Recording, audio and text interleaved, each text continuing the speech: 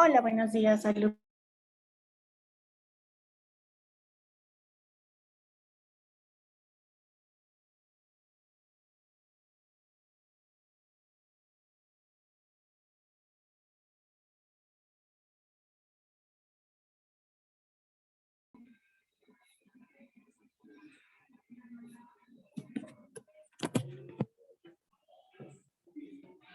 Bien, me permitiré hacer una breve introducción histórica sobre nuestra materia. Comenzaré con la definición de derecho. Tomé el autor Rafael de Pina Vara porque él es el autor que se me hace que tiene unas definiciones muy didácticas que nos van a ayudar a comprender de manera más fácil la esencia del concepto. Bien, para Rafael de Pina, el derecho es el conjunto de normas de carácter general que se dictan para dirigir a la sociedad a fin de solventar cualquier conflicto de relevancia jurídica que se origine. Estas normas van a ser impuestas de manera obligatoria y su cumplimiento puede acarrear una sanción. Es importante que nosotros podamos identificar que para la definición de derecho tenemos este concepto de normas de carácter jurídico. Si recuerdan sus cursos pasados, van a recordar que existen diferentes tipos de normas, las religiosas, las morales, las convencionales, las sociales, pero a nosotros nos van a aplicar las normas jurídicas. Bien. Es importante que podamos detectar las características del derecho, que van a ser 5: base normativo, bilateral, coercitivo, general y evolutivo. En el primer caso, ¿qué nos dice que sea normativo? Que va a estar constituido por normas obligatorias de conducta ciudadana. Va a ser bilateral, ¿por qué? Porque necesitan de dos personas que interactúen para poder cumplir esta norma. Va a ser coercitivo, que en caso de algún incumplimiento va a ser aplicable la fuerza, en este caso del Estado, para poder hacer aplicable la conducta o en su caso una sanción. Va a ser general, ¿por qué? Porque se va a aplicar a todas las personas y es evolutivo. ¿Qué quiere decir? Que se va a adaptar al desarrollo de la vida social. Como se pueden dar cuenta, el derecho no se estanca, va a evolucionar de acuerdo a la sociedad. Un caso muy tranquilo, muy didáctico es qué pasa con el Internet. El Internet, si nosotros vemos a la sociedad de hace 30 años, no existía la facilidad para su acceso y distribución de imágenes como lo hay en este momento. Entonces, el derecho se tuvo que adecuar a la sociedad para poder normar este tipo de relaciones. Ya hay incluso delitos cibernéticos. Bien, ahora, es importante que nosotros recordemos los sistemas jurídicos. ¿Por qué es importante este tema? Porque recordemos que México sigue una tradición del sistema romano y pertenecemos a uno de estos 5 sistemas que va a ser el primero. A ver, les comento, el primer sistema va a ser la familia del derecho continental, también se le va a llamar neorromanista o el civil law. Aquí México pertenece. La segunda familia va a ser el derecho anglosajón, el common law, que este vamos a aplicar. Estados Unidos es el ejemplo más directo. La familia del derecho socialista, los sistemas de derecho religioso y la familia jurídica mixta. Como les comentaba, es importante que nosotros conozcamos de dónde viene nuestro derecho y de dónde es que nosotros adoptamos las figuras jurídicas que actualmente están reguladas en nuestro sistema jurídico. Bien, me permito compartirles un mapa de la distribución del mundo que nos dice qué país, qué sistema jurídico sigue. Es importante que lo veamos, como se pueden dar cuenta, lo que es toda Latinoamérica sigue el mismo sistema con nosotros.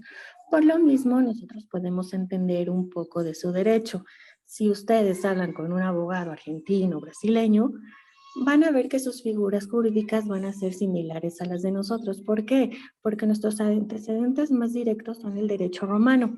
Cosa distinta si nosotros hablamos con un abogado de Estados Unidos o de África o algún otro, en este caso continente o país.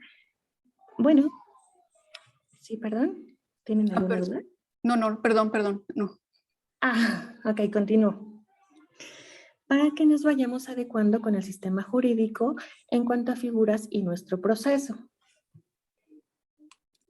Bien, ahora, aplicado en nuestra materia, ¿qué es el derecho romano? El derecho romano es el conjunto de disposiciones jurídicas que rigieron a la comunidad política romana desde su fundación, que fue en el año 553 a.C., y va a concluir de una manera más directa con la muerte del emperador Justiniano. ¿Por qué es importante ver lo que es el derecho romano? Porque la historia del derecho romano privado se va a extender o va a tener su origen en la ley de las 12 tablas hasta el reinado de Justiniano. ¿Qué podíamos encontrar nosotros en la ley de las 12 tablas? Bien, va a haber una compilación de todo el sistema civil que en esa época se pudo haber necesitado. Habían las 12 tablas, cada una hablaban en su individualidad sobre la familia, la herencia, los contratos, las obligaciones, pero todos se incluían en las 12 tablas. El derecho romano va a seguir influyendo en la Edad Media, esto se va a extender en Europa Oriental como en Occidental, y si ustedes se dan cuenta o han revisado el Código Civil, van a entender que lo seguimos aplicando en nuestros días. Por ejemplo, la patria potestad, lo que es la herencia, las adopciones, los contratos, todos seguimos teniendo como un 90%, seguimos respetando la esencia del derecho romano. Bien, vamos a hablar ahora de la cosa. ¿Qué era la cosa para el derecho romano? Era definida como el objeto del mundo exterior susceptible de apropiación y disfrute por el hombre. La cosa se clasificaba en dos cosas, en dos tipos, en las cosas físicas y externas. La primera va a atender por un lado a sus características y la segunda va a ser por la posibilidad de apropiación del hombre.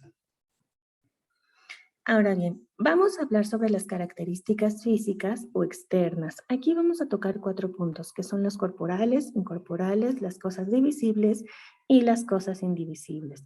Las primeras podríamos decir que las cosas tangibles va a ser una cama, una silla, y las incorporales, esas no las vamos a poder tocar. Por ejemplo, los derechos reales, la herencia, el usufructo, o sea, son cosas que si bien es cierta, sabemos de su existencia, no las podemos tocar. Las cosas divisibles van a ser aquellas que forma de las partes resultantes tienen la misma función que tenía la cosa entera. Y si yo tengo 1 kilo de limón y lo divido, no va a perder su esencia, va a seguir siendo medio kilo de limón y medio kilo de limón. O sea, no pierde la esencia de la cosa, a contrario eso de las cosas indivisibles. Si yo tengo un cuadro que es invaluable, yo no lo puedo partir a la mitad. ¿Por qué? Porque si no, ya estaría atentando contra su esencia. Ahora bien, continuando con la clasificación, encontraremos a las cosas homogéneas. ¿Qué quiere decir? Vamos a poner aquí, yo puse un ejemplo de un rebaño, de una biblioteca. Se puede individualizar y se va a seguir respetando la cosa. Caso contrario a las cosas heterogéneas.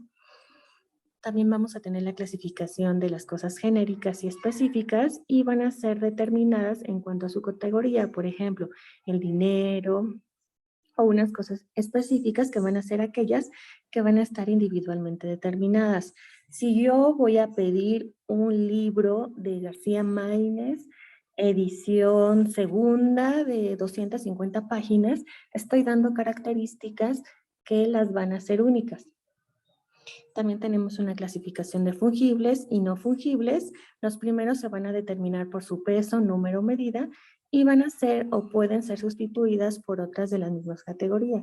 Si yo le pido a la persona que me dé una naranja y por otro lado le estoy dando otra naranja, ¿qué quiere decir? Que estos objetos van a ser fungibles. Y las no fungibles son aquellas cosas específicas o individualmente determinadas. También aplicaría el caso del cuadro que les mencionaba. Van a ser los consumibles y los inconsumibles. Los consumibles van a ser aquellos que se van a agotar con su primer uso y los inconsumibles va a ser aquellos que la pérdida o consumación puede ser física o jurídica. Nada más puedo utilizarlo una vez. Bien, Las cosas están normalmente en la segunda clasificación por la apropiación del hombre.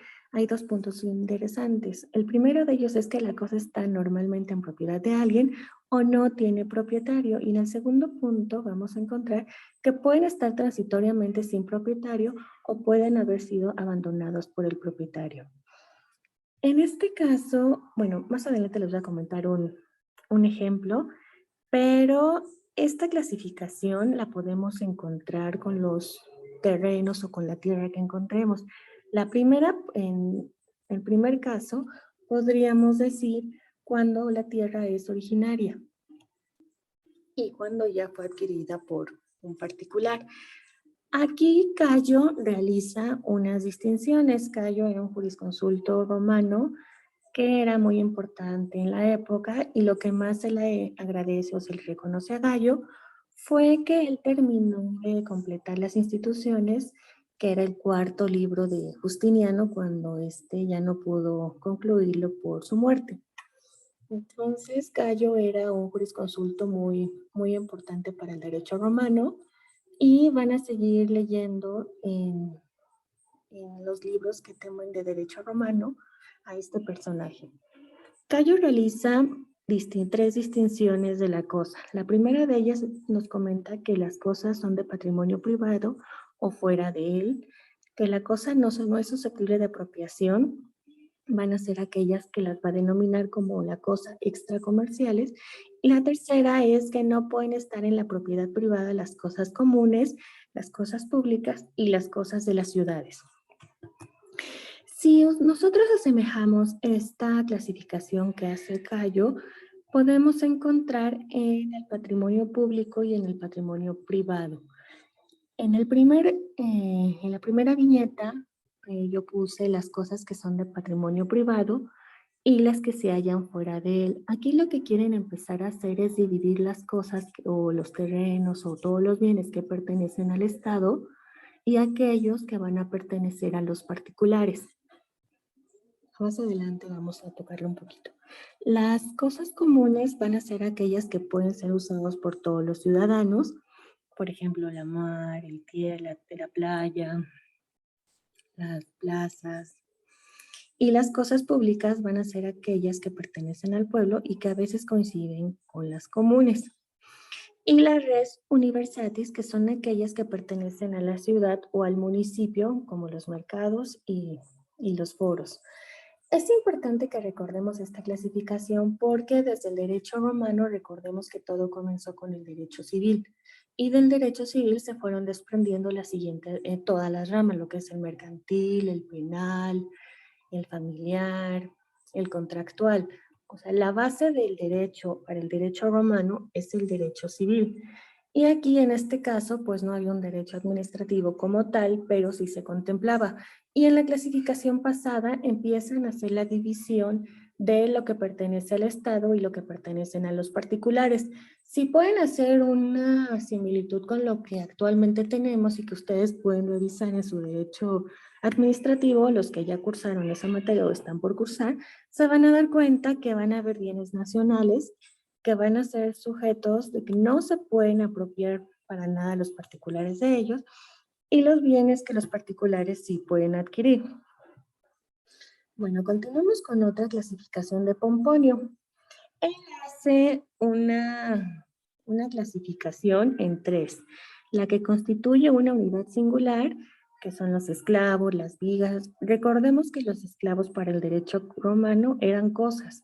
Cuando se caía en calidad de esclavo, se perdían todos los derechos y ya eran considerados como simples objetos, ya no como seres humanos, ni ciudadanos romanos, ni nada, o sea, eran considerados cosas, por lo cual Pomponio los incluye en sus clasificaciones. La segunda de ellas es la que consta de unidades o varias cosas coherentes entre sí, por ejemplo, un edificio o un armario, y la que consta de cosas sueltas, como varios objetos no independientes y reunidos bajo un solo nombre, que puede ser un pueblo, un rebaño o una legión. Bien, en este tema me gusta tocarlo porque vamos a ir observando las clasificaciones. Ay, ¿qué hice? permítame un segundo. Las clasificaciones que en nuestro derecho siguen teniendo vigencia.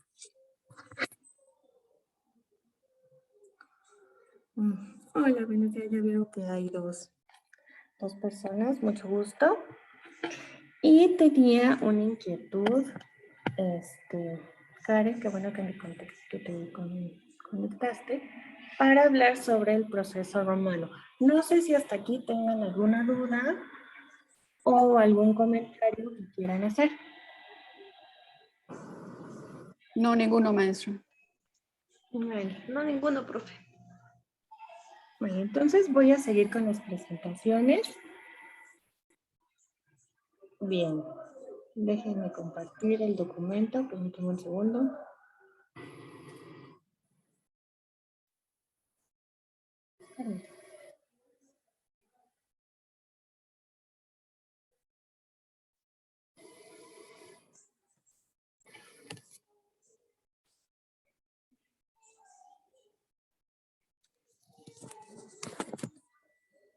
Bien, el proceso romano como introducción, se va a dividir en 3 grandes etapas.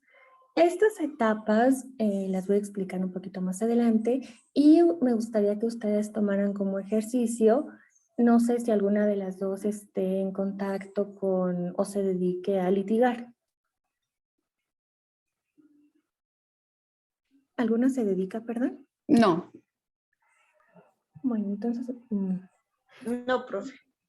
Ok, con la teoría que han visto en sus clases y en materias previas, les puede dar una idea y si no, yo se los voy a ir comentando en el momento oportuno. Estas 3 etapas, haciendo un comparativo con nuestro proceso actual que llevamos, se van a dar cuenta que hay similitudes.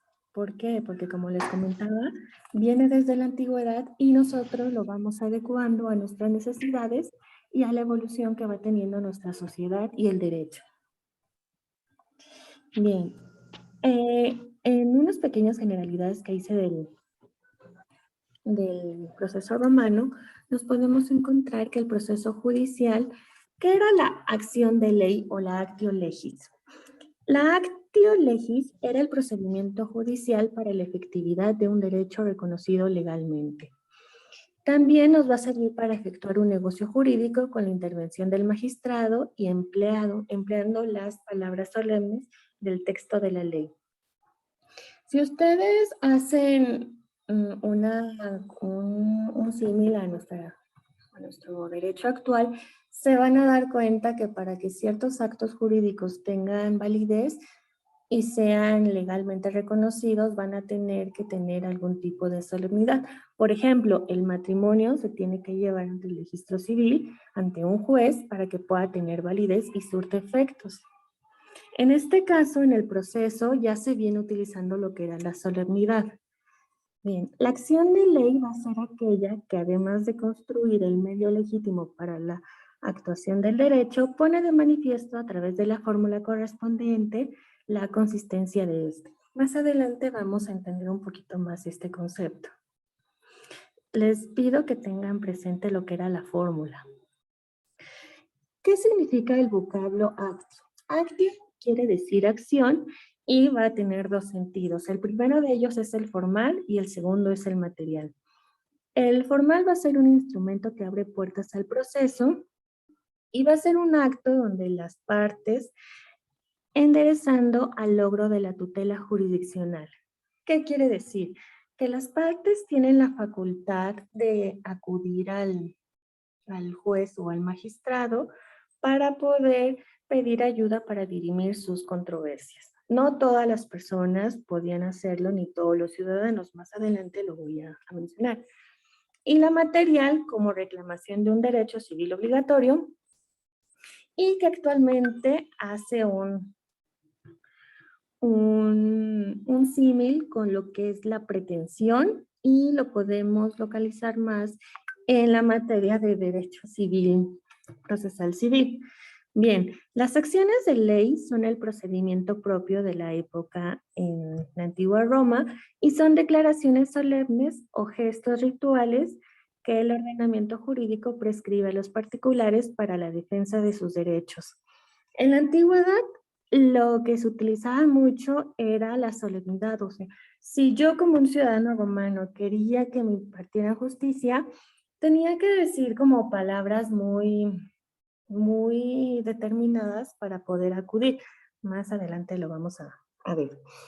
Este proceso estuvo vigente hasta el siglo II antes de Cristo y después va a ser sustituido por el procedimiento formulario y a su vez por el procedimiento extraordinario. Y todo este conjunto o este proceso fueron abolidos durante el reinado de Augusto. Bien, el procedimiento de las acciones de ley se encontraban regulados en las 12 tablas. Como ya les comentaba un poquito, las 12 tablas se encargaba de todo el ámbito civil.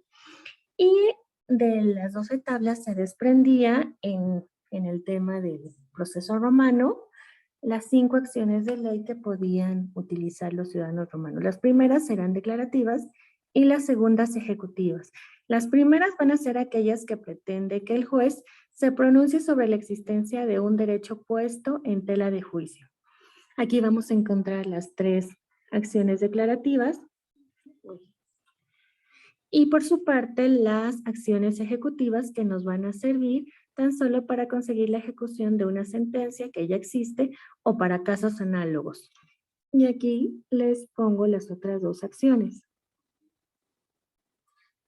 ¿Quiénes son las partes en el proceso? Los principales se va a ser el actor y el demandado, y también se menciona que participaba en esta sinergia el juzgador, el juez y el magistrado. Más adelante les voy a detallar. ¿Cuáles eran los requisitos para poder acceder ante la justicia? 1, ser ciudadano romano y pater familias. Y la segunda, en caso de que las mujeres quisieran acceder a justicia, lo iban a poder hacer mediante la autoritas de su tutor. Recordemos que las mujeres teníamos derechos muy limitados. Sí podíamos tener o disponer sobre nuestro dinero, pero nada más, o sea, no podíamos acceder al voto, ni a puestos romanos, ni políticos. Simplemente determinar nuestro patrimonio y poder acrecentarlo. Pero derechos políticos no, ni poder votar ni nada. En realidad eran muy pocos derechos los que teníamos las mujeres, pero sí podíamos acceder a justicia mientras tengamos un representante. Bien, las partes podían actuar en el proceso representadas por otras personas, que era el cognitor y el procurator. El primero de ellos, ¿qué es lo que hacía en el proceso? Va a sustituir realmente a la persona del demandante al ser nombrado para litigar contra él, puesto que su nombramiento como tal se realiza ante un pretor, ante un juzgador. Y en caso de que le hayan aceptado el puesto, él debe de proporcionar una garantía especial. ¿De qué? De que su mandato se iba a realizar de la forma correcta. Y la segunda figura es el procurador. Él no es nombrado directa y especialmente para sustituir a una persona en un proceso. Más bien lo que hacía era como ser un administrador del negocio. En realidad no se metía tanto al proceso, pero sí estaba presente. Bien, ¿cuáles eran las generalidades del derecho romano? El procedimiento romano se va a dividir en 3 etapas, que eran las acciones de ley. Estas acciones van a evolucionar y se van a convertir en el proceso formulario, y el proceso formulario a su vez se convierte en el procedimiento extraordinario. Cada una de estas 3 etapas va a tomar lo que más les funciona a los romanos para ir mejorando estas figuras o estos procedimientos. ¿Para qué? Para que ellos tuvieran un proceso completo. Antes de ver las etapas del proceso romano, me gustaría tocar las 2 fases que tuvieron en el periodo clásico. La primera de ellas fue el procedimiento in iure o actum in iudecem, en los cuales las partes hacen su presentación al magistrado, exponen sus puntos de controversia y van a aclarar todos los detalles que tengan en su caso. Y la judicatio se va a señalar el cese de la actividad magistral con la intervención del juez. Es decir, podrían decirse que eran unos alegatos donde van a ir a exponer los antecedentes de todo su caso. En la primera etapa, en realidad las personas nada más acudían ante el juez y el magistrado. ¿Para qué? Para narrar sus conflictos y para ver qué tipo de acción era la que podían hacer valer. Las legisacciones constituyen el método primario de enjuiciar y eran de dos géneros, las declaratorias y las ejecutorias. La primera de ellas, una acción es declaratoria cuando cuando conduce al nombramiento de un juez, y la segunda, si las partes querían materializar un derecho reconocido. Es decir, estas dos partes nada más acudían ante la autoridad para que les pudieran solucionar su conflicto. Tiene su evolución la primera etapa y pasan al procedimiento formulario. Fueron reemplazadas por este procedimiento en el siglo II a.C. Y en este proceso las partes no recurren a declaraciones solemnes, sino que ya se convierte en un proceso de 4 partes. En la primera de ellas, el pretor se convierte en un participante activo del proceso. Después se va a señalar los deberes y derechos procesales de cada parte. En la tercera fase se va a indicar al juez las pautas para dirimir la controversia. Y por último, el magistrado va a traspasar al juez para que oriente la decisión final. Es decir, el magistrado no es como lo conocemos actualmente, pero van a ir modificando su figura. ¿Qué era un magistrado? Como un supervisor, porque quien realmente juzgaba la cosa era el juez. En este procedimiento formulario van a haber 2 aspectos fundamentales. Las primeras va a ser las generalidades del proceso, es decir, las personas que van a intervenir, en este caso van a ser las partes, los jueces, los magistrados, el fuero y el tiempo. Y en la segunda parte, el proceso como tal o todos sus procedimientos, qué es lo que van a seguir cada parte o qué es lo que cómo es que se tiene que conducir en el proceso, tanto el juzgador como las partes. Los magistrados van a ser aquellos que van a avalar la causa del pleito, la van a formalizar, es decir, van a supervisar o les van a decir a las partes, sí, está bien, tienes derecho a ejercer una acción, y los jueces van a ser aquellos que van a tener el poder de decisión y van a poder dirimir la controversia previa aprobación de los magistrados. ¿Qué va a ser el fuero? El fuero va a ser el entorno del pleito, donde se van a abrir todas las prerrogativas de los litigantes y los magistrados. El tiempo, pues van a ser la época donde se va a dirimir la controversia, y las partes va a ser el actor, el demandado. En este caso también los podemos denominar como acreedor y deudor. También es importante comentar que ¿en dónde es que dirimían las controversias? Bueno, en la antigüedad la justicia se impartía en un local que se llamaba forum.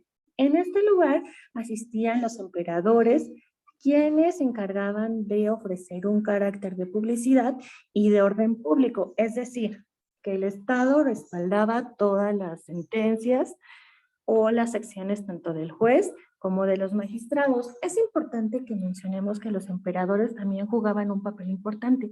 Si bien es cierto, no participaban como tal al momento de juzgar, sí estaban presentes para poder decirles a las personas, a las partes, a los ciudadanos y todos los que estuvieran presentes al momento de resolver esta controversia, que el Estado respaldaba y que tenía una fuerza coercitiva para poder cumplir sus determinaciones.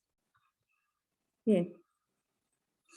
En estas exposiciones que de las partes y de los juzgadores, todo se hacía de manera oral. Los magistrados se sentaban en una silla, en un curul que se le denominaba cela curilis, para poder dictar la resolución. Y es importante que mencionemos que la fórmula o el escrito, podríamos asemejarlo en nuestro derecho como el escrito inicial de demanda, o sea, no era como tal, pero yo se los pongo un poco didáctico. que la fórmula era escrita. Todo lo demás era oral. Por eso ahorita me da un poco de nostalgia, o no sé cómo decirlo, cuando nuestros juzgadores en la actualidad están incentivando, en el caso del derecho laboral, que sea 100% oral. En realidad en la antigüedad todo era oral. O sea, con el paso del tiempo se fue haciendo varias etapas de manera escrita, pero nuestros orígenes era tener un derecho oral.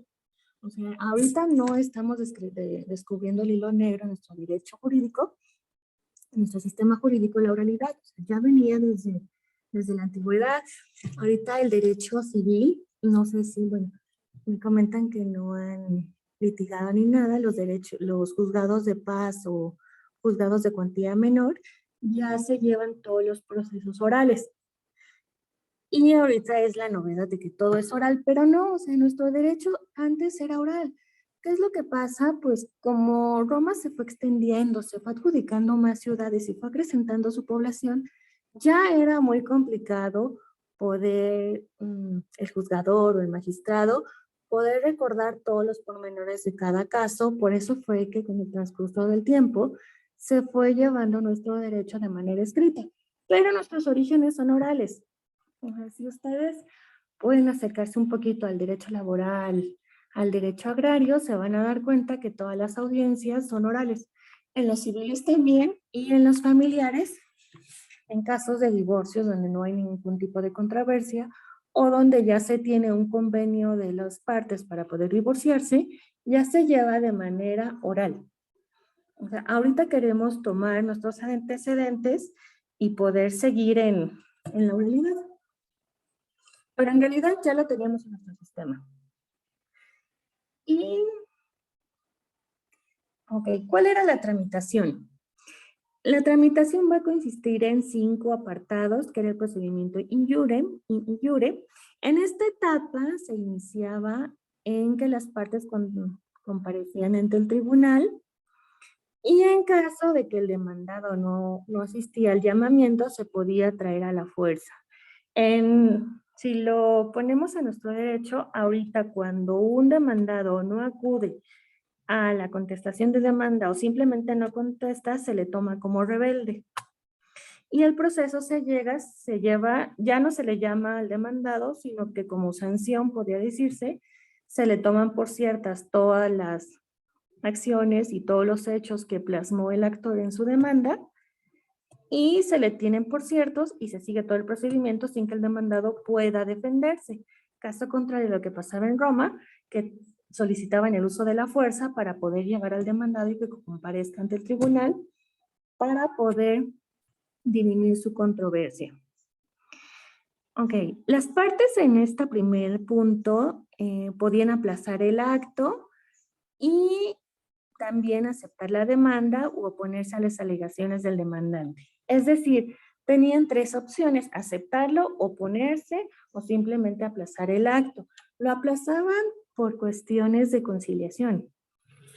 Entonces, ahí dependía del caso cuál de las 3 vías es la que quisiera tomar. La litis contestatio, en esta etapa se celebra un contrato que se llevan entre las partes, actor y demandado. ¿Para qué? Para que se deje una constancia escrita de que el magistrado ha aprobado el caso para que el juez pueda dictar su sentencia. En esta parte le ponen le pongo que es solemne. ¿Por qué? Porque tenía que tener requisitos especiales para que el magistrado lo pudiera revisar. En la tercera etapa podemos encontrar el procedimiento apu iudice. En este el procedimiento llevado a cabo hasta que se materializara la sentencia. Y en la sentencia en este punto van a haber 2 subprocesos, por así decirlo. El primero de ellas es donde el actor y el demandado van a ofrecer sus pruebas y van a presentar los alegatos. ¿Qué son los alegatos? Son las manifestaciones que quieren hacer tanto el demandado y el actor para defender su dicho, y donde les comentaban al juzgador el por qué tenían la razón de su decir, tanto en la demanda como en su contestación. Y ya el juez, dependiendo, analizando las pruebas y los alegatos, va a dictar una sentencia. Esta sentencia puede ser absolutoria, condenatoria, declarativa y constitutiva.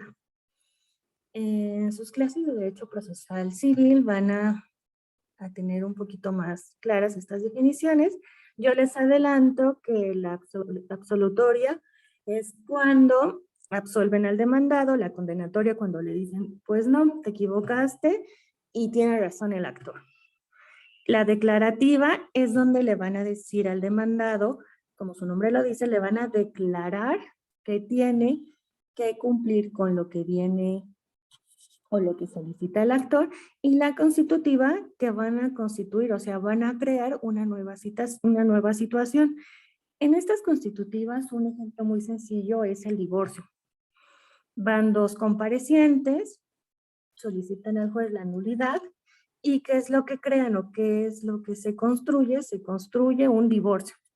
Entonces van a crear una nueva situación jurídica, ya no van a estar casados, sino van a estar divorciados. Ese es un caso muy, muy claro de una sentencia constitutiva. Y en caso de que la sentencia fuera omitida por el demandado, se van a recurrir a medios coactivos, es decir, al uso de la fuerza pública. Las generalidades de la fórmula, les comentaba en un inicio que tuvieran presente este concepto. ¿Por qué? Porque la fórmula va a ser un documento por escrito en virtud del cual las partes van a plasmar sus dichos. Es decir, en la fórmula el juez servía de base para un convenio por virtud del cual los litigantes sometían la cuestión controvertida a la decisión del juez previa aprobación del magistrado. Y van a existir dos partes. La primera va a ser la parte ordinaria, que va a ser la acción por la que se va a llevar el proceso, es decir, la acción que va a ejercitar el actor para poder hacer valer o hacer cumplir lo que él desea en su petición. Podríamos asemejarlo ahorita como su escrito inicial de demanda. Y la parte extraordinaria es la que se va a agregar con motivo de las particularidades del caso, es decir, todos los documentos o todas las acciones que vienen en este asunto, las peculiaridades, los detalles. Bueno. Ahora bien, ¿cuáles van a ser las partes ordinarias? Van a haber 4. La primera de ellas es la parte fundamental de la fórmula. En esta se va a encontrar el contenido de la demanda, se va a exponer la naturaleza de la reclamación, se van a abrir las puertas al debate procesal, es decir, tanto el actor y el demandado van a poder tener la facultad de debatir y de controvertir y reconvenir sus derechos. Se va a poner de manifiesto a los actores el pleito, la controversia originaria y la solicitud del actor. En la demonstratio va a ser la aclaración de la naturaleza de la reclamación, por ejemplo, cuando se demanda una prestación de valor indeterminado. La condemnatatio va a ser el orden del magistrado de pagar, bien sea el equivalente monetario o la cosa en sí, dependiendo la cosa que esté en litigio. Les comentaba en un principio los tipos de cosa. Entonces aquí, dependiendo lo que se está solicitando, va a ser cómo se va a pagar. Y se va a determinar si el demandante resultaba victorioso o si el demandado era inocente. Y en la adjudicatio va a ser la acción facultativa del juez que le permitía dividir una herencia o una cosa común. Y en segundo punto, en determinados casos, el magistrado autorizaba al juez para que le atribuyera derechos y obligaciones a la parte. Es decir, que cuando el actor y el demandado tenían parcialmente la razón, el magistrado podía adicionar comentarios en la sentencia para que las dos partes cumplieran con lo que les faltaba o con lo que parcialmente tenían razón. Y las partes extraordinarias, que era el exceptio, va a ser una defensa del demandado. En este caso, asemejándolo a nuestro proceso actual, podríamos decir que son las excepciones. En el anterior punto eran las secciones y ahorita son las excepciones que tiene el demandado para poder defender su dicho. En el segundo punto del exceptio vamos a tener que destruía o condicionaba las pretensiones del intento, es decir, lo que quería el actor, y la excepción se divide en dos, las perentorias y las dilatorias. Las perentorias van a ser aquellas que paralizaban totalmente la acción, y las dilatorias, aquellas que paralizan parcial o temporalmente la acción. Es importante que tengamos presente que estas clasificaciones de las excepciones se encuentran vigentes en nuestro derecho. O sea, en nuestro derecho seguimos tomando muchas partes del derecho romano original. Estas acciones las seguimos usando mucho en el litigio. Y la segunda clasificación de las partes extraordinarias era la prescriptio, y va a ser una excepción que se presenta al inicio de la fórmula, que obviamente va a ser a favor del demandante. Todas las excepciones son o fueron creadas para que los demandados se puedan defender, por así decirlo. Bien, y en la tercera etapa y última del procedimiento extraordinario, vamos a tomar que va a surgir en la época posclásica y va a acabar con la bipartición clásica del procedimiento formulario. ¿Qué quiere decir esto? Que ahora el juez es un funcionario público, porque antes el juez era tomado como del público o se ofrecían para poder participar. O sea, no dependía directamente del Estado. Y todo el proceso se va a reducir en un solo momento, va a tener una sola etapa, y la dinámica procesal va a ser la siguiente. Se realizaba la citación, va a ser realizada por el demandante, se va a realizar mediante un escrito que va a ser el libelo, se procedía a la confesión juramentada, que quiere decir que los participantes juraban decir la verdad y nada más que la verdad, así como lo podemos ver en las novelas o películas donde se jura en una constitución. Algo similar ocurría en Roma. Se fijaban, las partes fijaban sus pretensiones y el juez se sometía a una comparación entre las pruebas aportadas tanto del actor y el demandado, y a su vez revisaba la norma para ver cómo era que podía resolver este asunto. Y la sentencia puede ser patrimonial o personal. Patrimonial mediante la apropiación o la venta parcial o total de los bienes del demandado, y la personal va a ser de carácter accesoria. Bien, aquí hay que tener algo importante o algo novedoso, ya que la sentencia se podía proceder a la apelación. Es decir, aquí se originan ya dos locuciones latinas que seguimos utilizando en nuestro derecho, que es el ad quem y el ad quo. En este caso, la apelación se realiza ante el ad quem, es decir, ante el superior jerárquico, y el ad quo viene siendo la persona que dicta la sentencia, en este caso, el juez, el que es inferior al ad quem. Y van a surgir los gastos procesales. ¿Qué quieren decir? Que son las costas que tienen que pagar o ser asumidas por el que resulte adverso. Es decir, quien pierda tiene que pagar todos los gastos que se llevan. Esta figura es importante que la tengamos presente porque se sigue aplicando en nuestro derecho. Si se pueden dar cuenta, son varias figuras o varios procesos que seguimos tomando del derecho romano y los adecuamos a nuestro derecho actual para poder conservar un poco la esencia de lo que antes se manejaba. Si bien es cierto, muchas cosas ya no son aplicables, las cosas más resaltables o la esencia de cada uno de ellos se sigue respetando. Es decir, nosotros ahorita en nuestro derecho podemos agarrar la figura del juez, del magistrado, de las costas, del ad quem, del ad quo, para poderlas adecuar a nuestro derecho, pero seguimos respetando esa esencia. El magistrado ahorita no es lo que era en la antigüedad, pero su nombre se sigue utilizando. Bien, no sé si tengan alguna duda o algún comentario, porque creo que ya me pasé de la hora. No, maestra, no tengo ninguna duda. Sí, lo que es el derecho romano sí es muy complicado. He visto que en sus productos sí lo han resuelto bien.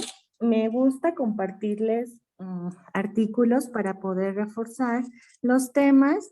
Sí es muy pesado para verlo en una materia y si tienen alguna duda o comentario me lo pueden hacer llegar por correo electrónico o mediante la plataforma. Bien, entonces sería mi participación por esta materia y me queda a su disposición en la plataforma por si llegan a tener alguna duda o comentario. Gracias, maestra, le agradezco mucho. Muchas gracias, profe. Que tenga bonita tarde y gracias por su tiempo. Hasta luego. Puede ser muy complicado por todas las figuras y toda la información que se maneja, pero si lo leen detalladamente y hacen un comparativo con lo que tenemos en nuestro derecho, se van a dar cuenta que van a ser figuras que se respeta su esencia.